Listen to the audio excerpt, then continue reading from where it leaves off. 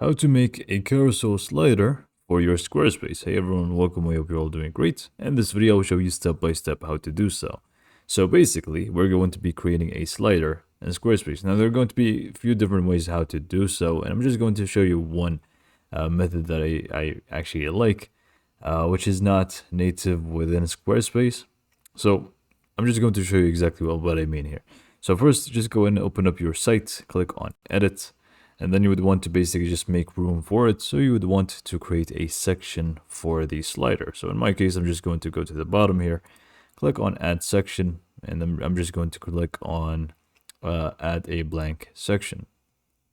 So now once you have your blank section, in my case, I'm actually going to change the color for it so it is, matching more the theme of the site that I have.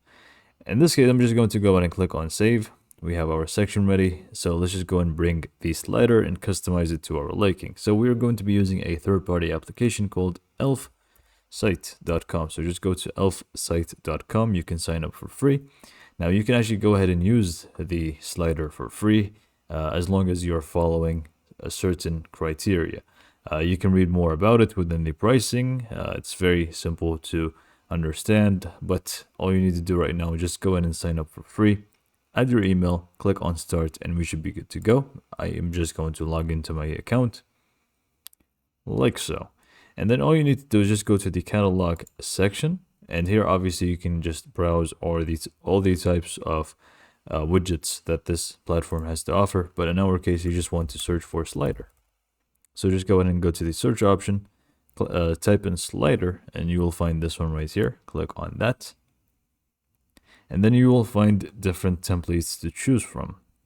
Now, don't worry, each one of them is completely customizable to your liking. So in my case, I'm just going to go for this one.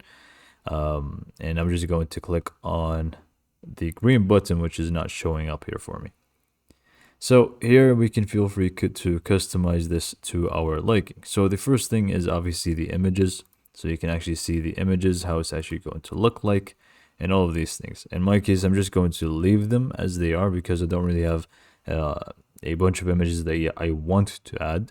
But then we can also go to the settings here and change a lot of stuff. So we can actually change the types of pagination here at the bottom. So whether it's bullets, strokes, thumbnails, numbers, it's completely up to you. Not only that, but there's plenty to choose from. So also the arrows. So whether it's going to be from the outside or inside, it's completely up to you. So just go ahead and navigate however you like. And once you're happy with it, you just click on publish on the top right. You will find the actual pricing plans. In my case, the free one suits me best. I'm just going to click on select. And then all you need to do is just go ahead and click on copy code. Once the code is copied, you can just go ahead and safely exit out of here.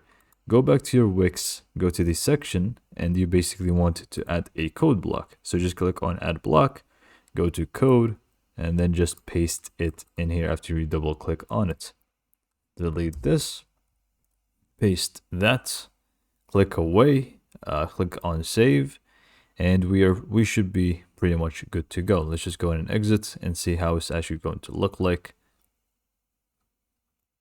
right over here. So we may need to do a few adjustments here so we can make it a little bit larger.